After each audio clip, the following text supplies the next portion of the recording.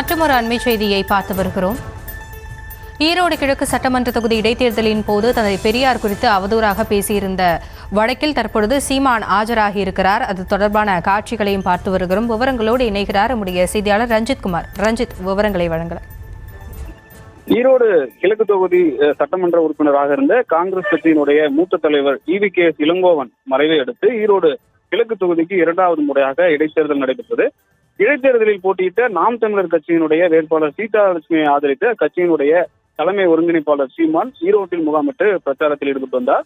ஈரோடு காளைமாடு சிலை, மரப்பாலம், காவேரி சாலை உள்ளிட்ட பல்வேறு பகுதிகளில் சீமான் பிரச்சாரம் மேற்கொண்ட நிலையில தேர்தல் நடத்தை விதிகளை மீறி கட்சியினுடைய தலைமை ஒருங்கிணைப்பாளர் சீமான், அதே போன்று வேட்பாளர் சீதாலட்சுமி, இடும்பாவனம் கார்த்தி உள்ளிட்ட 7 பேர் மீது வழக்கு பதியப்பட்டது. ஈரோடு நகர காவல் நிலையத்தில் 4 வழக்குகளும், அதே போன்று சூரம்பட்டி காவல் நிலையத்தில் 2 வழக்குகளும் பதிவு செய்யப்பட்டிருந்தது. அந்த 6 வழக்குகளிலும் குற்றவியல் நடுவர் நீதிமன்றம், ஈரோடு ஒருங்கிணைந்த நீதிமன்றத்தில் உள்ள இந்த குற்றவியல் நடுவர் நீதிமன்றங்களில் 2 மற்றும் 3 இந்த வழக்கு இன்று விசாரணைக்கு வந்தது. அந்த வழக்கில் நாம் தமிழர் கட்சியினுடைய ஒருங்கிணைப்பாளர் சீமான் இன்று நேரில் ஆஜராகியிருக்கிறார். தொடர்ந்து வழக்கு விசாரணை நடைபெற்று வரக்கூடிய நிலையில முதலில் எண் 3 குற்றவியல் நடுவர் நீதிமன்றம் எண் 3 விசாரணை நடந்து வந்த நிலையில வரும் 9/3/2026 இந்த வழக்கு ஒத்திவைக்கப்பட்டிருக்கிறது. அடுத்து ஈரோடு நகர காவல் நிலையத்தில் பதிவு செய்யப்பட்ட வழக்கில் இன்று JM 2 தற்போது சீமான் ஆஜராகியிருக்கிறார். அந்த விசாரணை தொடர்ந்து நடைபெற்று வருகிறது.